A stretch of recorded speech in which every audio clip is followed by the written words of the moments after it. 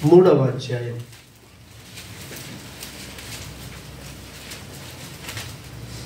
16వ వచనాన్ని మనం చదువుకుందాం. ఒక్కరు చదవండి, లేదంటే నేను ఒక్కరిని చదువుతాను, డిస్టర్బెన్స్ వద్దు.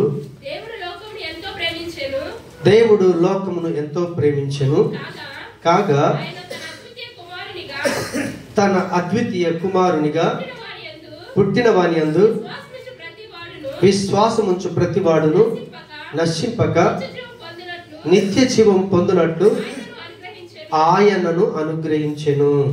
దేవునికి స్తోత్రం. హల్లెలూయా. చిన్న ప్రార్థన చేసుకుందాం. ప్రేమ కలిగిన మా తండ్రి, మీకు వందనాలు. ఈ మాటలోని ఆంతర్యాన్ని మేము అర్థం చేసుకోవాలి. కృప చూపించండి, సహాయం చేసి మహిమ పొందుమని యేసు నామమున ప్రార్థించి వేడుకుంటున్నాము తండ్రి. హల్లెలూయా. క్రిస్మస్ పండుగనా కాదా? ఎంతమంది పండుగ అంటున్నారు? పండుగ కాదా? పండుగ అనేటోళ్ళు చేతి ఎత్తండి, లేకపోతే ఎత్తాల్సిన అవసరమే లేదు. దేవునికి స్తోత్రం. హల్లెలూయా.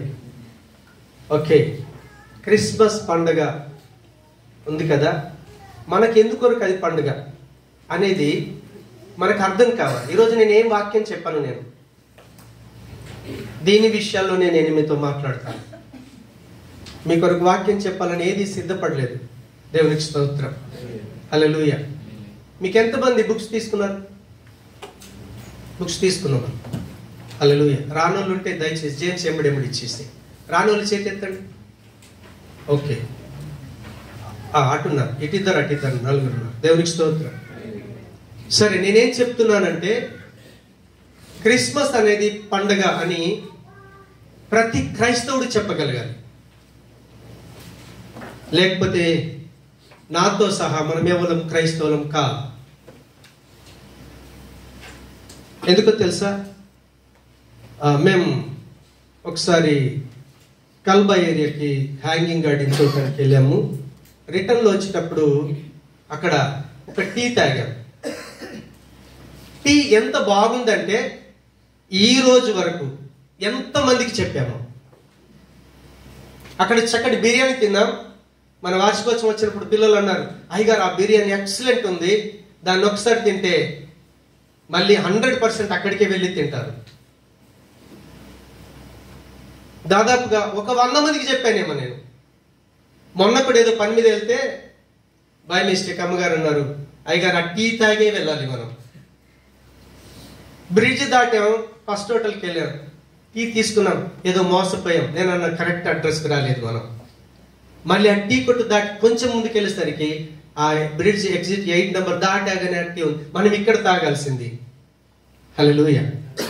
ఒక టీ అంత బాగుంటే మనం చెప్పగలిగితే, ఒక క్రైస్తవుడిగా నిజంగా క్రీస్తు నీకు ఇచ్చినటువంటి ఆనందం ఏంటో, ఆ పండగ ఏంటో నువ్వు గనక చెప్పకపోతే 100% నువ్వు దేవుని బిడ్డవు కాకపోవచ్చు, లేదంటే నువ్వు భ్రమలో ఉండొచ్చు. ఇవి రెండిట్లో ఏదో ఒకటి జరుగుద్ది. కానీ ఆ పండగ నిజంగా నాకు అది ఆనందమే అని నీ హృదయపూర్వకంగా గనక నువ్వు తెలుసుకుంటే, గ్రహిస్తే, దాన్ని చెప్పకుండా ఉండలేవు. అందుకే నేను ఆ బుక్ ఇచ్చాను. మీరు దాన్ని ఫస్ట్ పేజ్ నుంచి లాస్ట్ పేజ్ దాకా చక్కగా చదవండి. చాలా మందికి చెప్పాలని ఆశ ఉంటుంది, ఎలా చెప్పాలో తెలియదు. చెప్పాలని ఆశ ఉంటుంది, బైబిల్ గ్రంథం అంతా తీసి ఏ వచనం ఎక్కడుందో ఎలా సమకూర్చి చెప్పాలో చాలా మందికి అర్థం కాదు. కానీ అక్కడ ఒక్కొక్క వచనం ఎలా చెప్తే ఎదుటి వాళ్ళు అర్థం చేసుకుంటారో చక్కటి సువార్తమానం చెప్పడానికి దాన్ని ప్రింట్ చేయడం జరిగింది. మీకు ఫ్రీగా ఇచ్చాను, రూపాయి కూడా తీసుకోలేను, దేవుడు అందుకు సాక్షి. అది ప్రింట్ అవటానికి ఖర్చు అయింది, ఇవ్వలేదు. మనం ఫ్రీగా తీసుకున్నాం. ఫ్రీగా తీసుకున్న దానికైనా కనీసం మీరు న్యాయం చేస్తారని దాని రేట్ నేను చెప్పలేదు. దేవునికి స్తోత్రం. మీకు కృతజ్ఞత ఉంటే, దేవుడు చేసిన మేలు కనుక మరిచిపోకుండా ఉంటే, దయచేసి దాన్ని చదవండి. చదివిన దాన్ని అర్థం చేసుకోండి. అర్థం చేసుకున్న దాన్ని కనీసం ఈ క్రిస్మస్ దినాల్లోనైనా చెప్పటానికి ప్రయత్నం చేయండి. మనందరి జీవితాల్లో క్రిస్మస్లు వస్తున్నాయి, పోతున్నాయి, వెంట్రుకలు తల్లబడుతున్నాయి, నాలాంటి వాళ్ళకి వెంట్రుకలు కూడా పోతున్నాయి, జీవితమే అయిపోతుంది. కానీ ఎవరని చెప్పట్లేదు. ఎంత విచారకరం, ఎంత శోచనీయం. ఎన్ని ఆత్మలు నాశనం అయిపోతున్నాయో ఒక్కరోజైనా మీరు ఆలోచన చేస్తున్నారా? ఎవరి పనులు వాళ్ళకున్నాయి, నేను కాదన్నా. మీరున్న పని దగ్గరే, మీరు చేసే పని స్థలంలోనే నువ్వు ఆ బుక్ చదివితే వాళ్ళకి తెలియకుండానే నువ్వు క్రిస్మస్ పండుగ ఎందుకో నువ్వు చెప్పగలుగుతావు. అలాంటి జ్ఞానాన్ని కనీసం ఈ క్రిస్మస్లోనైనా దేవుడు మనకు దయచేయునుగాక. ఆమేన్, హల్లెలూయా. సరే, ఏ దేశమైనా ప్రజలు ఏం కోరుకుంటారు చెప్తారా? మంచి రాజును కోరుకుంటారు, అవునా కదా? అందుకని దేవుడు ఏం చేస్తాడంటే చాలా మట్టుకు మంచి వాళ్ళను ప్రజలకు రాజులుగా దేవుడు నియమిస్తూ ఉంటాడు.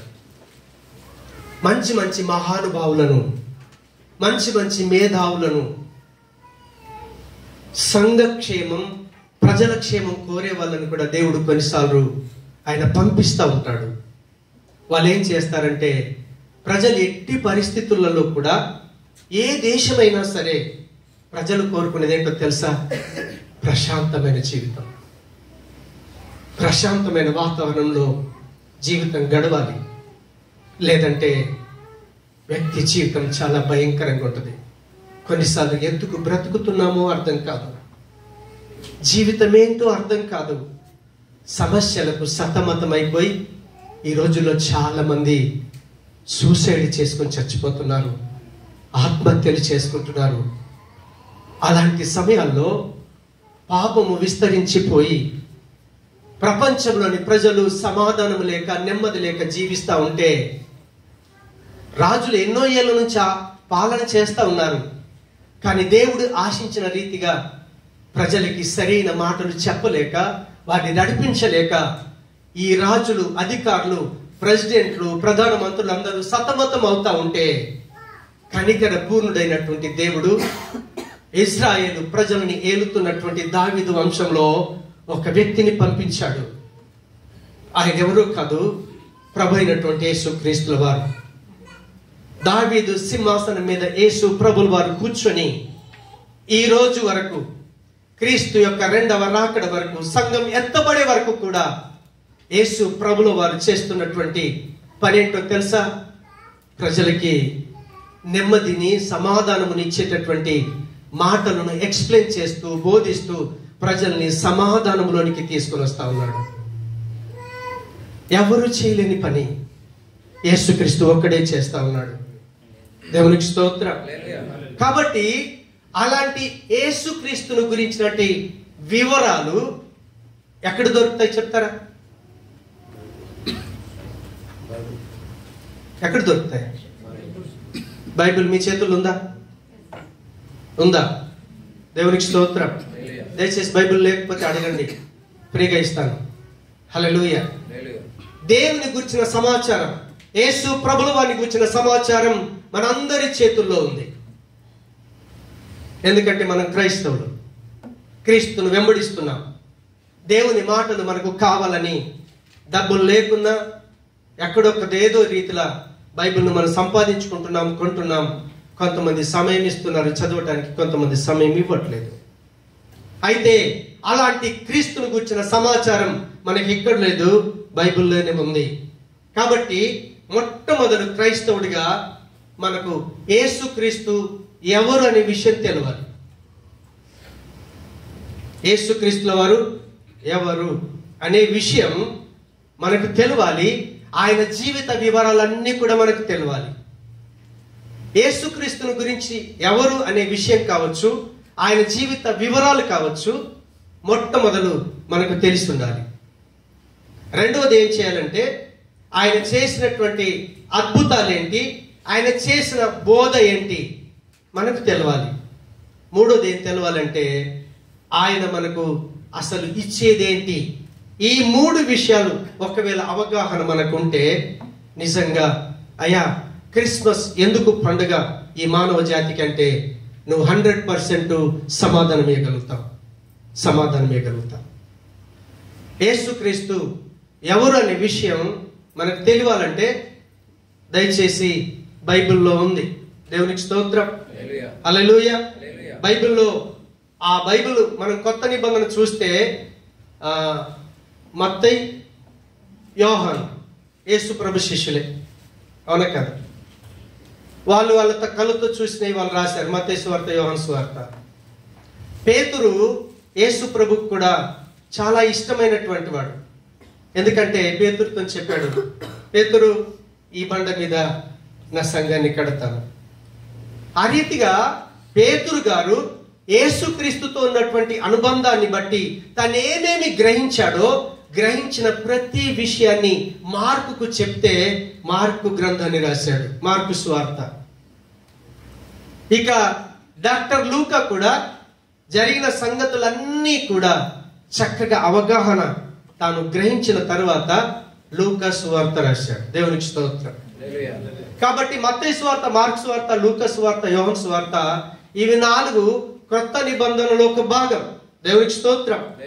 హల్లెలూయా. క్రొత్త నిబంధన, పాత నిబంధన, ఈ 2 గ్రంథాలు మనం చదివితే యేసుక్రీస్తు యొక్క జీవితం ఏంటో మనకు అర్థమైపోతుంది. సరే, మనం ఆలోచించాల్సిన విషయం ఏంటంటే, నా గురించి ఒక వ్యక్తి రాయాలంటే నేను పుట్టి పెరిగి చచ్చిపోయిన తర్వాత నా చరిత్ర రాయగలుగుతారు.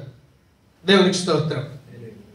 కానీ యేసుక్రీస్తుల వారు పుట్టకంటే ముందే దాదాపుగా 1200 సంవత్సరాలైతే క్రీస్తు పుడతాడనంగా, ఇంకా 400 సంవత్సరాలైతే పుడతాడనంగా చాలా మంది భక్తులు క్రీస్తు జీవితాన్ని రాశారు.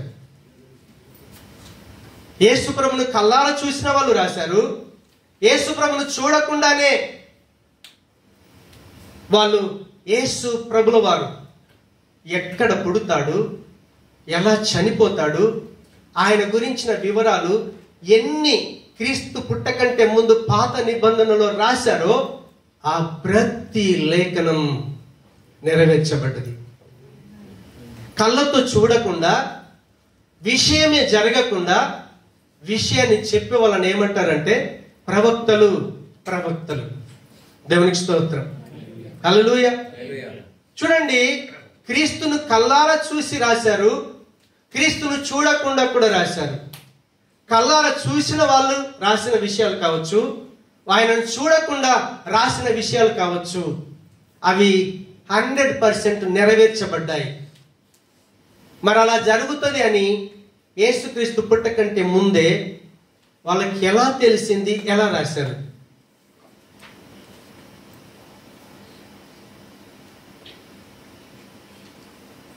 జవాబు చెప్పాలి మీరు, ఎందుకంటే బైబిల్ చదువుతా ఉన్నారు మీరు.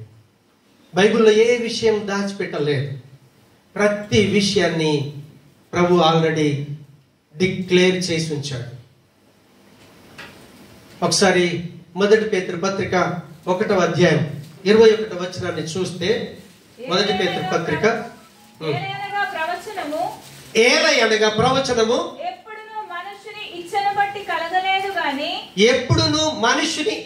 బట్టి కలగలేదు గాని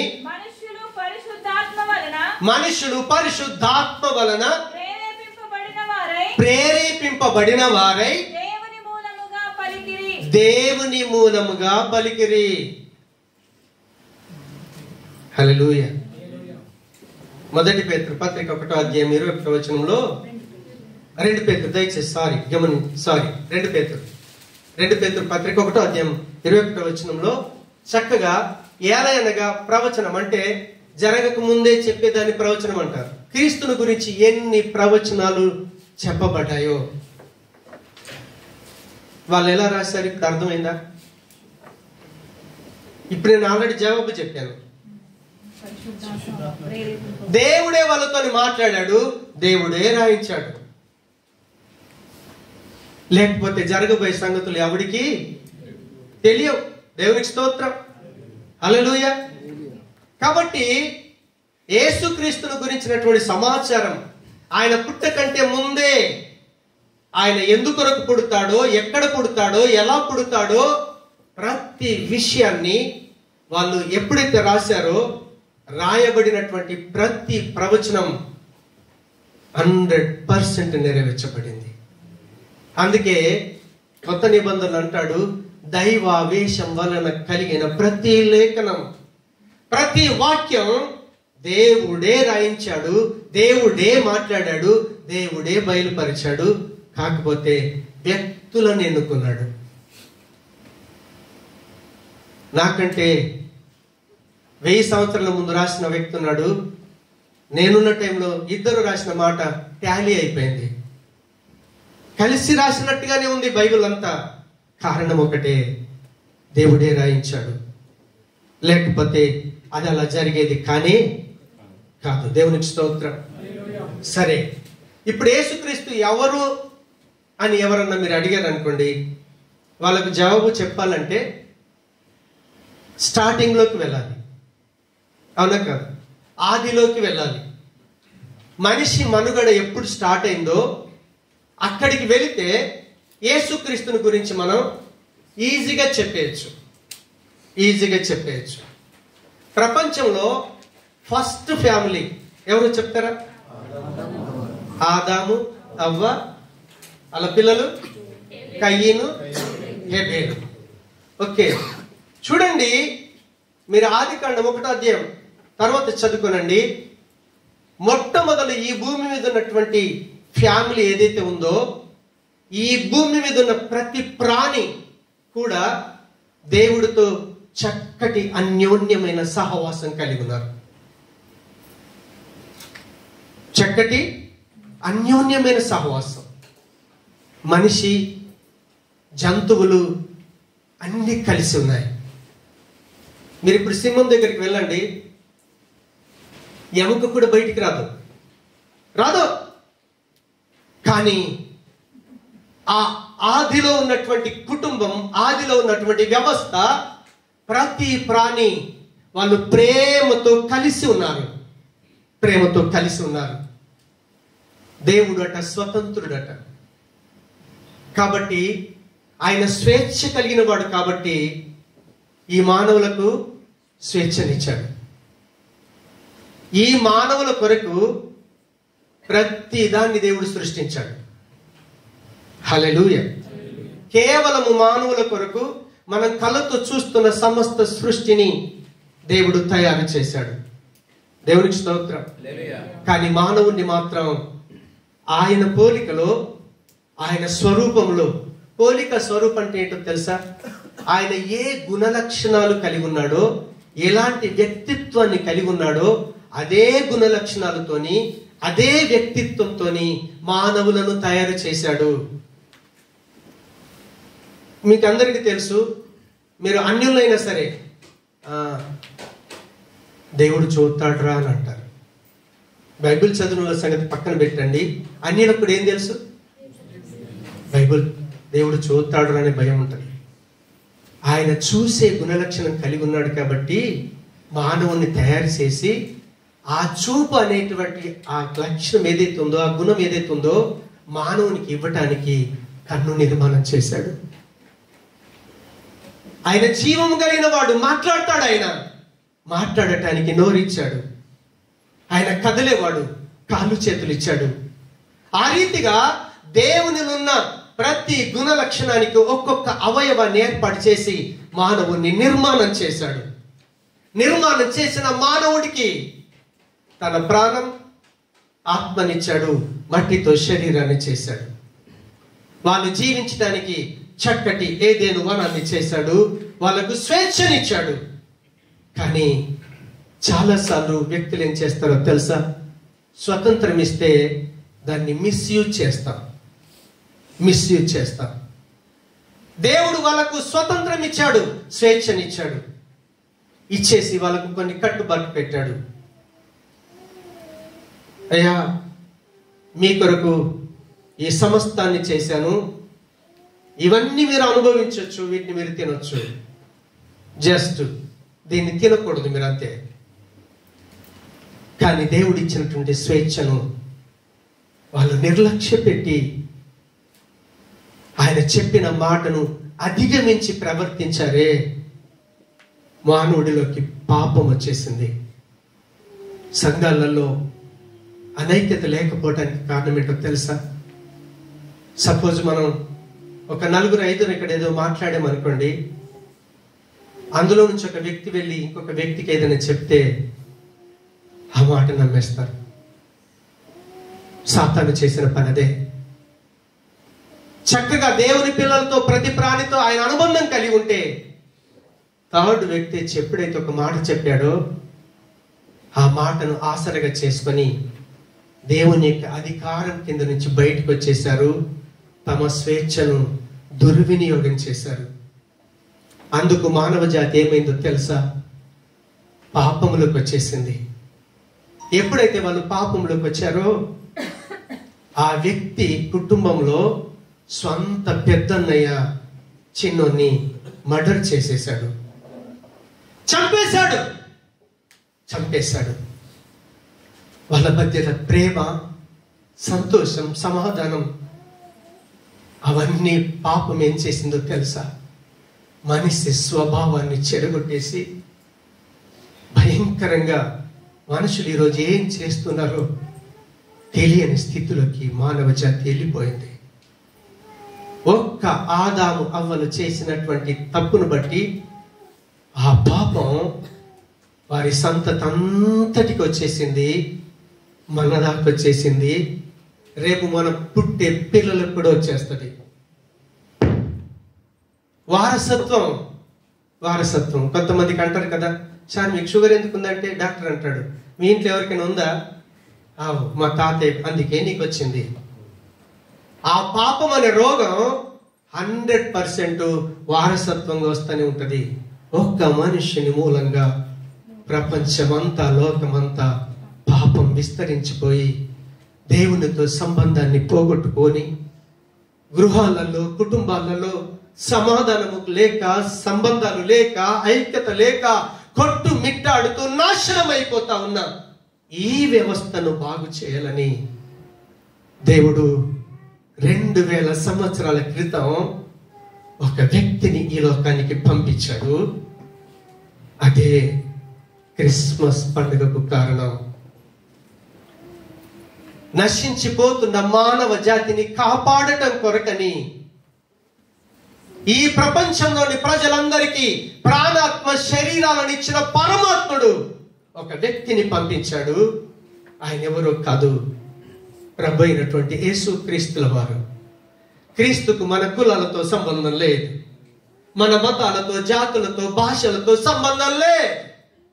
ప్రపంచంలోని మానవులందరి కొరకని మనల్ని ప్రేమించినటువంటి దేవుడు లోకమును ఎంతో ప్రేమించెను కాగా తన అద్వితీయ కుమారునిగా పుట్టిన వాని యందు నమ్మకముంచు ప్రతివాడు నశింపక నిత్య జీవము పొందునట్లుగా దేవుడు మనకు అనుగ్రహించాడు.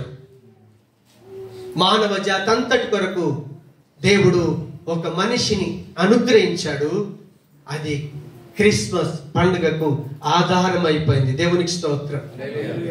అందుకే మానవ జాతి కొరకు ఆదిలోకి ఎట్లయితే వెళ్ళామో దేవుని కొరకు కూడా ఆదిలోకి వెళ్ళాలంటే మనుషుల కంటే ముందున్నటువంటి వాడు దేవుడు.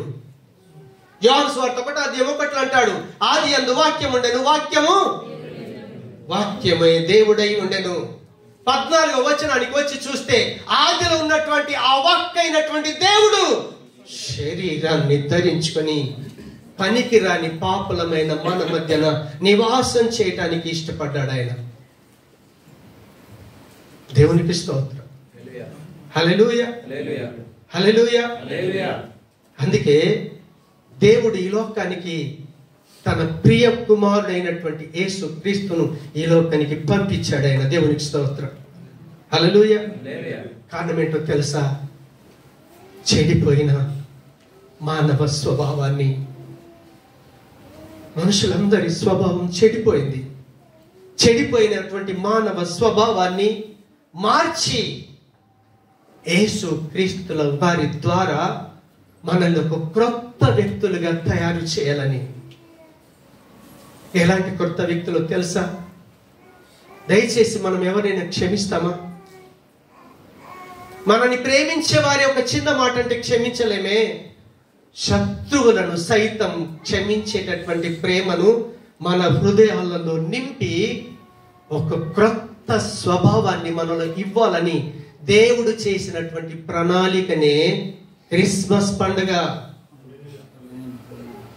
మన జీవితాల్ని మార్చి దేవుని ప్రేమ చేత మన హృదయాల్ని నింపడం కొరకు దేవుడు ఒక అద్భుతమైన ప్రణాళిక చేశాడు. ఆ ప్రణాళికనే క్రిస్మస్ పండుగ. అందుకే ఈ రోజుల్లో నిరాశతో, నిస్పృహతో, అయ్యో చెడిపోయిన నా జీవితం ఎలా బాగవుతుందో, చాలా మంది ఏం చెప్తారో తెలుసా? అయ్యగారు నేను మానేద్దాం అనుకుంటున్నాను, మానుకోలేకపోతున్నాను, చూడద్దు అనుకుంటున్నాను, కానీ చూడకుండా ఉండలేకపోయా. నన్ను ఈ భయంకరమైన స్థితి నుంచి ఎవరు విడిపిస్తారని వేదన పడుతున్నటువంటి ఈ మానవ జాతి అంతటి కొరకు దేవుడు ఏర్పాటు చేసిన వార్తనే శుభవార్త. శుభవార్త. దేవునికి స్తోత్రం. హల్లెలూయా. దేవుడు బైబిల్లో ఎన్నో వాగ్దానాలు ఇచ్చాడు. ఎందుకొరకు ఇచ్చాడో తెలుసా? 2 పేతురు పత్రిక 1వ అధ్యాయం 4వ వచనం ఒకసారి చూద్దాం త్వరగా. ఆ మహిమ గుణాతిశయములను బట్టి ఆయన మనకు అమూల్యములను అత్యధికములైన వాగ్దానములను అనుగ్రహించి ఉన్నాడు. దురాశను అనుసరించడం వలన లోకమందున భ్రష్టత్వమును ఈ వాగ్దానముల మూలముగా మీరు తప్పించుకొని దేవ స్వభావమునందు పాలివారగునట్లు వాటిని అనుగ్రహించును. ఎంత చూడండి, ఏమన్నాడు ఆయన? భ్రష్టత్వమును. మనం ఏదైతే పాపం మనం ఏలుతుందో, దురాశ మనం ఏం చేస్తుందో తెలుసా? భ్రష్టత్వంలోనికి తీసుకొని వెళ్ళుద్ది. ఏం చేస్తామో, ఏం మాట్లాడతామో ఆలోచించకుండా మాట్లాడతాం, చేసేస్తాం. నాశనములోకి వెళ్తా ఉంటే వాటన్నిటి నుంచి తప్పించుకొని మనకు ప్రాణాత్మ శరీరం ఇచ్చినటువంటి దేవుని యొక్క స్వారూప్యంలో మనం పరిపూర్ణం కావాలని దేవుడు ఎన్నో వాగ్దానాలను దేవుడు ఇచ్చాడు. దేవునికి స్తోత్రం. అందుకొరకే దేవుడిచ్చిన వాగ్దానం మొట్టమొదటి ఏంటో తెలుసా? మీరు లూకా సువార్త 2వ అధ్యాయం 10వ వచనంలో ప్రతి క్రిస్మస్ అప్పుడు మాట్లాడుకుంటాం. ఏంటో తెలుసా? దేవుని యొక్క దూత వచ్చాడు, వచ్చి ఏం చెప్తా ఉన్నాడు తెలుసా? ఇదిగో ప్రజలందరికీ, ఒక కులం వాళ్ళకి కాదు, మతం వాళ్ళకి కాదు, ఒక భాష వాళ్ళకి కాదు, ఒక ప్రాంతం వాళ్ళకి కాదు, ఇదిగో ప్రజలందరికీ కలగబోవు మహా సంతోషకరమైన సువర్తమానము. యేసుక్రీస్తు ఎందుకు వచ్చాడో తెలుసా? చెడిపోయిన బ్రతుకులు బాగు చేయటానికి, భ్రష్టత్వమైన మనిషిని ఎంత పవిత్రుడో, ఎంత ప్రేమమయుడిగా చేయాలని ఆయన ఈ లోకానికి వచ్చాడు. అందుకొరకు అంటున్నారు, వాళ్ళు చెప్తా ఉన్నారు, నేడు మీ కొరకు ఏ భ్రష్టత్వం మిమ్మల్ని నాశనం చేస్తుందో, ఏ పాపం మిమ్మల్ని నాశనం చేస్తుందో, భయంకర భ్రష్టత్వ నాశనం నుంచి రక్షించుటకు నేడు మీ కొరకు రక్షకుడు పుట్టి ఉన్నాడు. ఆయన ఎవరో కాదు, ప్రభు అయినటువంటి క్రీస్తు. ప్రభు అయినటువంటి క్రీస్తు. ఆయన ఏం చేస్తాడో తెలుసా? హెజ్కేలు గ్రంథం 36వ అధ్యాయం 26-27 వచనాల్లో దేవుడు వాగ్దానం చేశాడు. ఏంటో తెలుసా? ఎంత అద్భుతమైన వాగ్దానం చూడండి. నూతన హృదయము మీకు ఇచ్చేదను. ఈ హృదయం మిమ్మల్ని మోసం చేస్తా ఉంది. భ్రష్టత్వం చెడిపోయిన హృదయాన్ని ఆయన ఏం చేస్తాడో తెలుసా? నూతన హృదయాన్ని మీకు ఇస్తాను, నూతన స్వభావం మీకు కలగజేస్తాను, రాతి గుండె మీలో నుండి తీసివేసి మాంసపు గుండెని మీకు ఇచ్చేదను. ఇంకేమంటున్నాడు తెలుసా? నా ఆత్మ మీ అందుంచి, దేవునికి స్తోత్రం, నా ఆత్మ మీ అందుంచి నా కట్టడను అనుసరించు వారిగాను, నా విధులను గైకొను వారిగాను మిమ్మల్ని చేసేదను, మిమ్మల్ని చేస్తాను. ఎంత గొప్ప వాగ్దానం! ఆ వాగ్దానాలన్నిటిని ఎందుకు ఇచ్చాడో తెలుసా? యేసు ప్రభుల వారు ఎలాంటి జీవితాన్ని జీవించాడో అలాంటి జీవితం పనికిరాని మన కొరకు, భ్రష్టులమైన మన కొరకు, చెడిపోయిన మన కొరకు ఇవ్వటానికి ప్రభువు ఈ లోకానికి వచ్చాడు. ఆయన పుట్టక మానవ జాతికి పండగ. అందుకే తీతు పత్రిక 2వ అధ్యాయం 14వ వచనంలో దేవుని యొక్క వాక్యం సెలవిస్తా ఉంది. ఏంటో తెలుసా? క్రీస్తు మనల్నట ఈ చెడంతటి నుంచి, సమస్తమైన దుర్నీతి నుంచి మనలను విమోచించటానికి, దేవునికి స్తోత్రం, యేసు పుట్టాడు, పెరిగాడు, చచ్చిపోయాడు. కారణం ఒకటే, సమస్తమైన దుర్నీతి నుంచి మనల్ని విడిపించడానికి. మనల్ని విడిపించడానికి. కాబట్టి ఒక క్రైస్తవుడిగా మీరు క్రీస్తు పుట్టడం ఎందుకు పండగనో మీరు చెప్పగలగాలంటే వాక్యాలన్నీ కంఠతం చేయండి. చేతిలో బైబిల్ లేకుండానే మీరు అద్భుతమైన సువార్త చేయగలుగుతారు. అలాంటి జీవితం మనందరికీ దయచేయునుగాక. సమస్తమైన దుర్నీతితో నిండిపోయిన ప్రతి జనాంగం మన వలన దేవుడు వాళ్ళని మార్చునుగాక. ప్రార్థన చేసుకుందాం. ప్రేమ కలిగిన మా తండ్రి, మీకు వందనాలు దేవా. క్రిస్మస్ మనకు ఎందుకు పండుగని ఒక క్రైస్తవుని ప్రభా నిన్నెరగని ప్రజలు అడిగితే మేము చెప్పాల్సిన సమాచారం దేవా, నిన్ను గూర్చినటువంటి విషయాలు మా చేతులు ఉంచినటువంటి పరిశుద్ధ గ్రంథంలో ఉన్నాయని, దాంట్లో మీరెన్ని వాగ్దానాలు ఇచ్చారో ఆ వాగ్దానాలన్నిటి ద్వారా చెడిపోయి భ్రష్టులైన మమ్మల్ని మార్చి ఒక క్రొత్త స్వభావాన్ని ఇవ్వటానికి మీరు ఈ లోకానికి వచ్చారని ప్రభా, మీరు తెలియచేసిన ఈ సమాచారం మేమందరం అందించడానికి మమ్మల్ని బలపరిచి మీరు మహిమ పొందమని యేసు నామమున ప్రార్థించి వేడుకుంటున్నాము తండ్రి. ఆమేన్.